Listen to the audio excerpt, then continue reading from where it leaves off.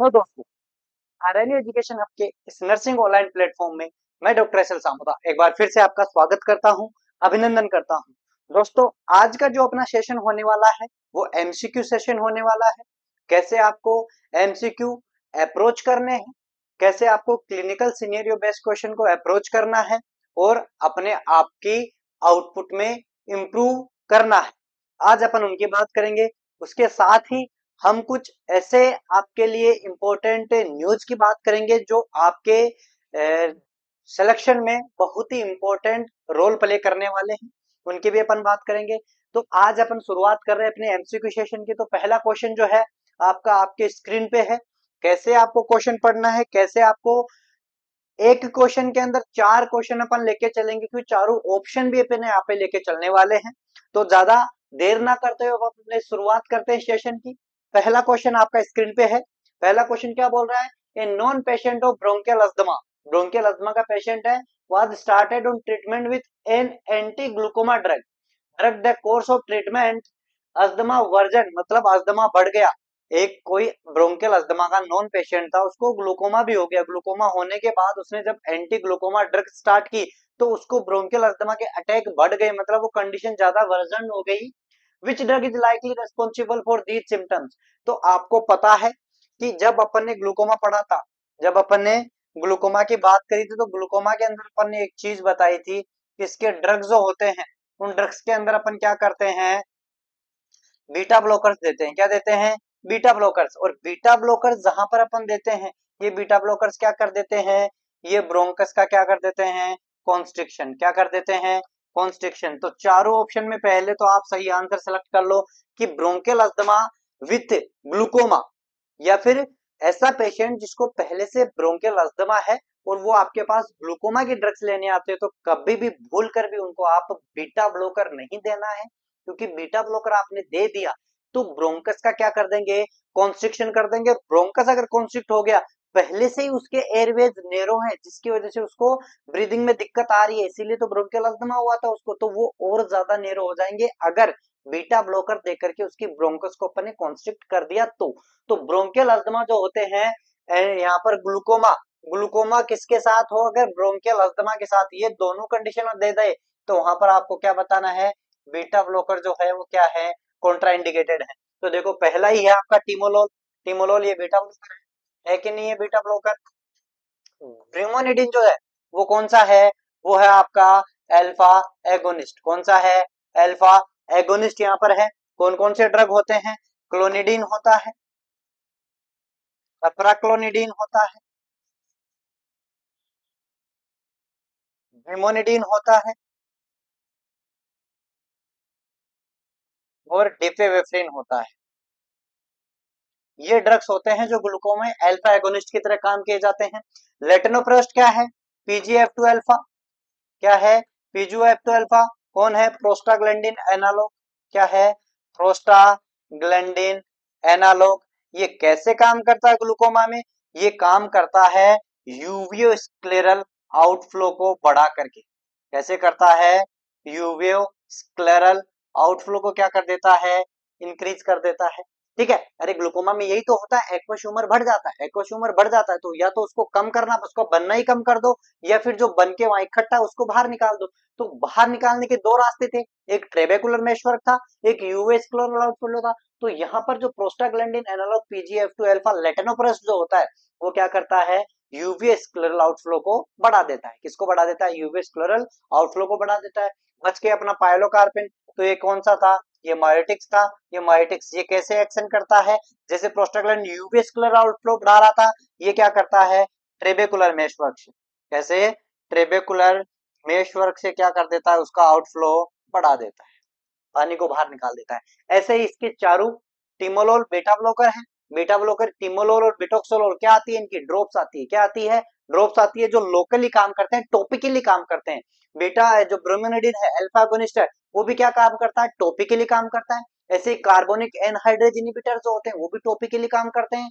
एक आपका osmotic diuretics mannitol जो है वो भी क्या करता है, डायरेक्टली टॉपिकली काम करता है। और मैनिटोल के बारे में एक चीज आपको फिर से याद रखनी है, यहाँ पर मैनिटोल जो होता है वो अपन यूज करते हैं, और ये ड्रग ऑफ चॉइस जो होती है किसके अंदर होती है, angle closure glaucoma, angle closure जो ग्लूकोमा होता है उसके एक्यूट अटैक में, एक्यूट एंगल क्लोजर ग्लूकोमा के अंदर ये ड्रग ऑफ चॉइस होती है मैनिटोल। ये बारे में आपको याद रखना है।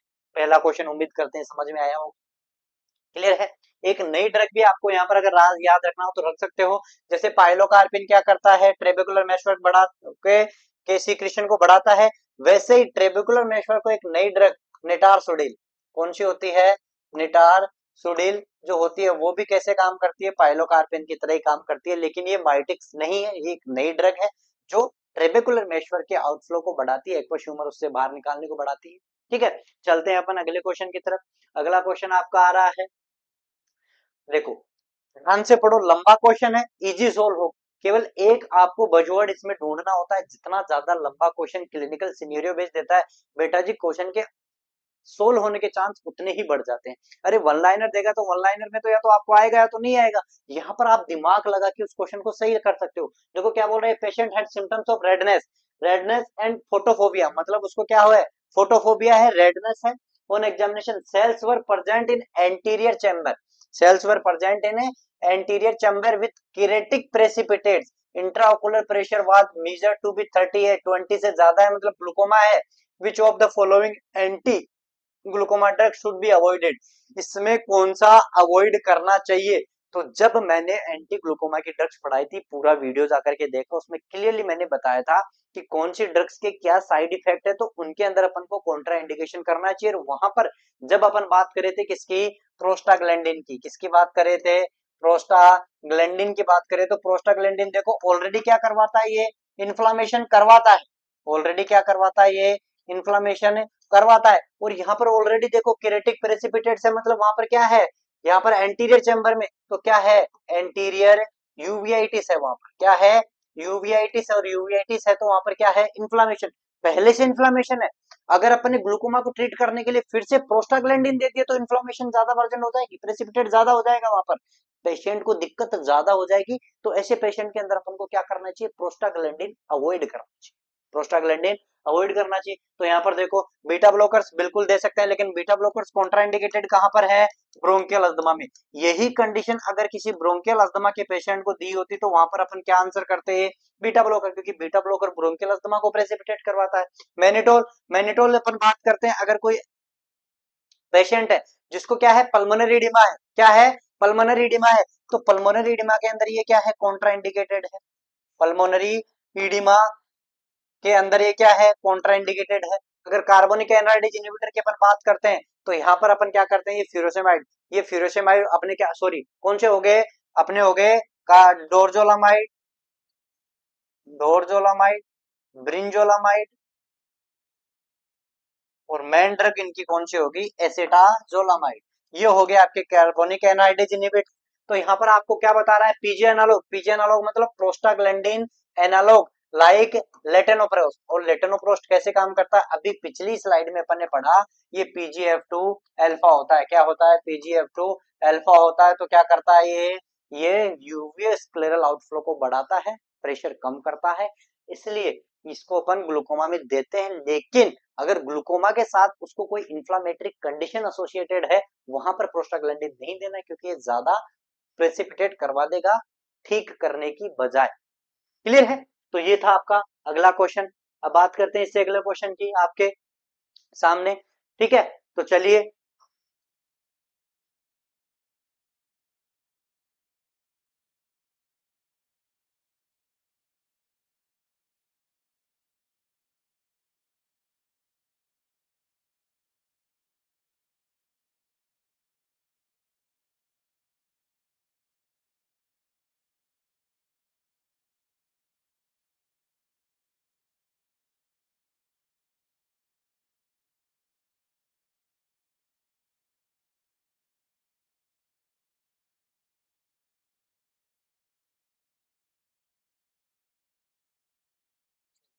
अगले क्वेश्चन की यहाँ पर अपन बात करते हैं। अगला क्वेश्चन बोल रहा है which of the following is a contraindication to use of beta blocker. Beta blocker को अपन कौन सी कंडीशन के अंदर यूज नहीं कर सकते, अभी अपन कितना पढ़ के आए, ग्लूकोमा तो अपन देते हैं, ग्लूकोमा में तो अपन ने टिमोलोल, बिटोक्सोलोल ये देते हैं, ये आई ड्रॉप अपन देते हैं, एज ए आई ड्रॉप अपन देते हैं। टेकिकार्डिया बिल्कुल देते हैं टेकिकार्डिया में, क्योंकि ये क्या करवाता है, ये किस पे काम करता है, बीटा टू कहां पर होता है, हार्ट पे, हार्ट की कंडीशन को बीटा टू एगोनिस्ट बढ़ाता है। जबकि बीटा ब्लॉकर अगर अपन देंगे तो बीटा टू एगोनिस्ट के क्या करेगा, अगेंस्ट काम करेगा, जो वो बढ़ाएगा इसको क्या करेगा, कम। तो टेकिकार्डिया के पेशेंट में अपन बीटा ब्लॉकर देते हैं, बीटा ब्लॉकर देते हैं अपन। हाइपरटेंशन, हाइपरटेंशन में भी अपन बीटा ब्लॉकर देते हैं, हाइपरटेंशन में भी बीटा ब्लॉकर देते हैं। किसमें नहीं देते हैं, ब्रोंकियल अस्थमा, ब्रोंकियल अस्थमा के केस के अंदर अपन क्या नहीं देते हैं, बीटा ब्लॉकर नहीं देते हैं, क्योंकि ऑलरेडी नैरोइंग ऑफ एयरवेज हुआ है वहां पर, ये और कॉन्ट्रैक्शन करके और ज्यादा नैरो कर देगा एयरवेज को, तो वो ज्यादा दिक्कत करवा देगा। अगली अपन बात करते हैं किसकी, अगली अपन बात करते हैं अगला question, topical anti glaucoma drug dorzolamide act by which of the following mechanism of action. तो डोरजोलामाइड हो गया, ब्रिंजोलामाइड हो गया, डोरजोलामाइड, इसके साथ साथ और कौन सा आपको याद रखना है, ब्रिंजोलामाइड याद रखना है, एसिटाजोलामाइड याद रखना है। ये सारे के सारे ड्रग्स जो होते हैं वो क्या करते हैं, कार्बोनिक एनहाइड्रेज इनहिबिटर होते हैं। तो देख लो कौन सा है, पहला ही ऑप्शन आपके सामने आ गया, कार्बोनिक एनहाइड्रेज इनहिबिटर होता है। बीटा ब्लॉकर तो आपको पता ही है कौन कौन से, टिमोलोल होता है, बिटोक्सोलोल होता है, अल्फा अगोनिस्ट आपको पता ही है। देखो बीटा ब्लॉकर कौन कौन से होते हैं, टिमोलोल, ठीक है, और बीटेक्सोलोल, बीटेक्सोलोल। अल्फा अगोनिस्ट की बात करें तो आपको पता है अप्राक्लोनिडीन हो गया, कौन हो गया, अप्राक्लोनिडीन हो गया, ब्रीमोनिडीन हो गया, ठीक है, ये कौन हो गया आपके अल्फा अगोनिस्ट। प्रोस्टाग्लैंडिन एनालॉग आपको पता ही है कौन हो गए, लेटनोप्रोस्ट, कौन हो गए, लेटनोप्रोस्ट। तो यहाँ पर जो है लेटनोप्रोस्ट क्या करता है, ये यूवी स्क्लेरल आउटफ्लो बढ़ाता है, तो इसकी मैकेनिज्म ऑफ एक्शन क्या होगी, यूवी स्क्लेरल आउटफ्लो बढ़ाएगा, ठीक है। अप्राक्लोनिडिन ब्रोमिनिडिन क्या करता है, ये अल्फा एगोनिस्ट होता है, इसकी मैकेनिज्म ऑफ एक्शन कैसी होगी, अल्फा एगोनिस्ट की तरह होगी, ये बीटा ब्लॉकर है, ठीक है। तो यहाँ पर बच गया कौन सा अपना कार्बोनिक एनहाइड्रेज इनहिबिटर, तो इनकी मैकेनिज्म ऑफ एक्शन क्या होगी, कार्बोनिक एनहाइड्रेज इनहिबिटर की बात करेंगे यहाँ पर। देखो अब अपन बात करते हैं यहाँ पर किसकी, हमारे प्लेन्स की बात कर लेते हैं, छोटी सी 1 मिनट का टाइम लेकर के। हमारे पास अभी नोरसेट 9 और 10 का जो रामबाण हमारी ऐप पे चल रहा है, वो चल रहा है 12 मंथ सीरीज और 6 month series. 12 month 365 days 180 days, यहाँ पर इसकी मिनिमम प्राइस जो दी गई है आपको, बिल्कुल बेसिक प्राइस 999 के अंदर आपको 12 मंथ की सीरीज मिलेगी, जबकि 599 के अंदर आपको मिलने वाला है 180 डेज, मतलब 6 मंथ की सीरीज मिलेगी। और इसके अंदर आपको एक और चीज मैं बता दूं कि नर्सिंग और non nursing according to exam pattern आपको पेपर मिलने वाले हैं, तो अपने आप को ज्यादा देर मत कीजिए। बहुत सी बेसिक सी प्राइस हमने रखी है इसकी, हमारे प्लेटफॉर्म पे जाइए आरएन एजुकेशन पे, वहां पे डाउनलोड कीजिए। डाउनलोड करने के बाद आपको ये सिलेबस, ये कोर्सेज दिखेंगे, कोर्सेज बाय कीजिए और इसका फायदा ज्यादा से ज्यादा उठाइए, क्योंकि एक बेसिक सी प्राइस हमने टेस्ट सीरीज की रखी है, जो आपके लिए बहुत ज्यादा आपके आउटपुट में इजाफा कर सकती है, आपको अपनी रैंक के और नजदीक ले जा सकती है। जब आप इसका सेल्फ इवैल्यूएशन करोगे, बिल्कुल क्वालिटी कंटेनिंग मटेरियल आपको मिलने वाला है, हमारे एजुकेटर से सेट किए गए पेपर जो कि बहुत ही इफेक्टिव क्वालिटी के हैं, वो आपको मिलने वाले हैं। बहुत बेसिक प्राइस है, तो ज्यादा देर मत कीजिए। बात करते हैं अपन अगले क्वेश्चन की। अगला क्वेश्चन अपना आ रहा है कौन सा, 65 over patient present with dribbling of urine with एक अर्जेंसी। मतलब क्या हो रहा है कि कुछ ना कुछ यूरिनेशन के साथ दिक्कत है। देखो ऐसा क्वेश्चन जब भी आए, ज्यादा एज हो, ड्रिबलिंग ऑफ यूरिन हो, बार बार पेशाब जा रहा हो, पेशाब करने के लिए उसको प्रेशर फोर्स लगाना पड़ रहा हो, तो डेफिनेटली हाई उम्र के अंदर क्या होता है, हाई एज के अंदर क्या होता है, प्रोस्टेट अनलार्ज हो जाता है। क्या हो जाता है, प्रोस्टेट बढ़ जाता है। प्रोस्टेट बढ़ जाने की वजह से जो यूरिटर होता है उस पर प्रेशर पड़ता है, उस पर प्रेशर पड़ने की वजह से उसको ठीक से ब्लैडर खाली नहीं हो पाता, बार बार उसको अर्जेंसी होती है, और क्या होता है, ड्रिबलिंग, टपक टपक टपक, बूंद बूंद, ड्रॉप ड्रॉप उसको लगातार टपकते रहता है। तो ये ओल्ड एज के अंदर प्रोस्टेट अनलार्ज होता था, जिसको अपन बोलते हैं बीपीएच, बिनाइन प्रोस्टेटिक हाइपरप्लेजिया। तो ये क्लासिक बीपीएच का पेशेंट है यहाँ पर। अब देखो आगे क्या बोल रहा है, he was started on prazosin therapy but the patient develop postural hypotension. Postural hypotension मतलब बंदा बैठा है, पेशेंट क्या है, या तो सिटिंग कंडीशन में है या लाइंग कंडीशन में है। अब वो वहां से क्या होता है, अगर सडन सडन वो क्या होता है, अप स्टैंड हो जाता है, स्टैंड अप हो जाता है, तो उसका बीपी क्या हो जाता है, फॉल हो जाता है। बीपी क्या हो जाता है, फॉल, जिसको अपन क्या बोलते हैं, पोस्चुरल हाइपरटेंशन। और ये प्राजोसिन जो होता है वो क्या होता है बेटा जी, आपको पता होगा, प्राजोसिन जो है वो क्या है, अल्फा ब्लॉकर है। क्या है, अल्फा ब्लॉकर। और अल्फा देखो, अल्फा 1 अल्फा एगोनिस्ट की जहां पर अपन बात करते हैं तो याद करो जब अपन पढ़ रहे थे अपने एएनएस की बात करी थी तो एएनएस के अंदर अल्फा जो एगोनिस्ट थे वो क्या कर रहे थे, वो ब्लड वेसल पे थे और ब्लड वेसल के अंदर क्या करवा रहे थे, वेसो कंस्ट्रिक्शन मतलब बीपी क्या करवा रहे थे, बढ़ा रहे थे। तो प्राजोसिन जो होगा वो क्या है, अल्फा ब्लॉकर। अल्फा ब्लॉकर होगा तो इसका उल्टा काम करेगा, ये वेसो कंस्ट्रिक्शन करेगा तो वो क्या करेगा, वेसो डायलेशन, और ये बीपी को क्या करवा देता है, फॉल करवा देता है। तो मतलब जिसका पहले से बीपी कम है या फिर नॉर्मल है वो पेशेंट, इसका बीपी की कोई शिकायत नहीं है, उसका बीपी बढ़ा हुआ नहीं है, वो एंटी हाइपरटेंसिव मेडिकेशन पे है ही नहीं, और उसको बीपीएच हो गया और अपन ने अगर उसको प्राजोशिन दे दिया तो प्राजोशिन तो अपनी ड्यूअल एक्शन करेगा, पहला तो प्रोस्टेट की ग्रोथ को रोकेगा और दूसरा क्या करेगा, प्रोस्टेट की ग्रोथ को रोक के दूसरा क्या करेगा, बीपी भी कम करवाएगा। तो ऐसे तो ये कंडीशन खतरनाक हो गई अपनी। तो प्राजोशिन उन पेशेंट के अंदर अपन नहीं देते हैं जिनका बीपी नॉर्मल है और बीपीएच है, उनके लिए एक अलग ड्रग बनाई गई थी। देखो अल्फा जो होता है उसके भी दो कैटेगरी होती है, अल्फा 1 और अल्फा 1A और अल्फा 1B। ये जो यहाँ पर जो देते हैं ये अल्फा 1A जो होता है स्पेसिफिकली कहाँ पर प्रेजेंट होता है, प्रोस्टेट ग्लैंड पे होता है और ये ब्लड वेसल्स पे होता है। ये कहाँ होता है, ब्लड वेसल्स पे। मतलब जो अल्फा 1 था उस अल्फा 1 को अपन ने दो में डिवाइड कर दिया, एक alpha 1A alpha 1B। 1A वाला जो है वो स्पेसिफिक प्रोस्टेट पे प्रेजेंट होता है, तो ये ब्लॉकर अपन को यहाँ पर देना पड़ेगा। और अल्फा 1A ब्लॉकर जो अकेला आपका कौन सा है बेटा जी, टामसू लोशन, ये है आपका अल्फा 1A ब्लॉकर, जो केवल और केवल किस पे काम करेगा, प्रोस्टेट पे। किस पे काम करेगा, प्रोस्टेट पे। बीपी के साथ छेड़छाड़ ये नहीं करता है, बीपी के साथ छेड़छाड़ नहीं करता है। तो ऐसी कंडीशन जिसमें बीपी नॉर्मल हो और वहां पर अगर आपको ड्रग ऑफ चॉइस पूछे बीपीएच की तो आपको टामसोलोशन बताना है, सेलेक्टिव अल्फा 1A ब्लॉकर बताना है। क्लियर है, टेराजोसिन तो इसी कैटेगरी का आ गया, तो वो तो दिक्कत कर रहा तो ये भी करेगा। टिमोलोल बीटा ब्लॉकर आ गया, बीटा ब्लॉकर का यहाँ कोई लेना देना ही नहीं है, ठीक है। फिनोक्सीबेंजामाइन ये भी आपका क्या हो गया, selective non selective alpha 1 alpha 2 blocker हो गया, इसलिए ये कोई दिक्कत वाली बात है। अल्फा 1A ब्लॉकर जो स्पेशली प्रोस्टेट पे होता है उसको ब्लॉक करना है, प्रोस्टेट की ग्रोथ को रोकना है, तो यहाँ पर अपन को टामसोलोशन ड्रग ऑफ चॉइस बतानी है, ठीक है। ये आ गया अपना हमारा फिर से प्लान। इसके साथ ही मैं आपको बता दूं हमारा एक और प्लान जो है वो एक्टिव है 1 अगस्त से, और वो क्या होने वाला है, आपकी अपकमिंग जो आरआरबी रेलवे रिक्रूटमेंट बोर्ड का एग्जाम है उसकी केवल 399 के अंदर आपको टेस्ट सीरीज मिलने वाली है।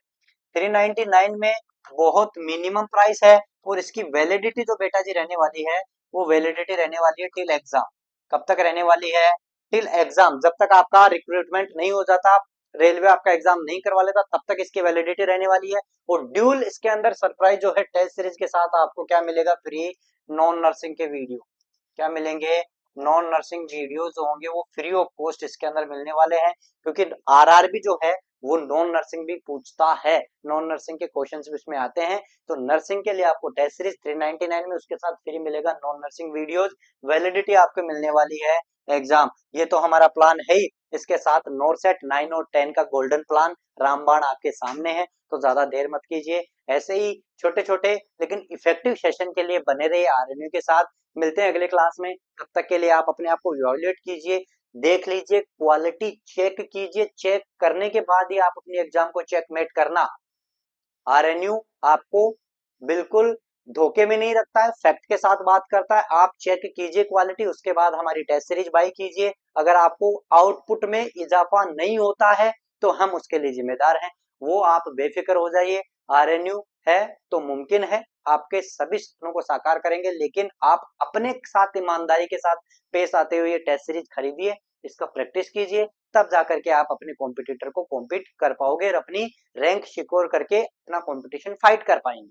मिलते हैं अगली क्लास में, तब तक आप जुड़िए, आरएनयू के टेस्ट सीरीज खरीदिए और अपने आप का इवैल्यूएशन कीजिए। जय हिंद, जय भारत।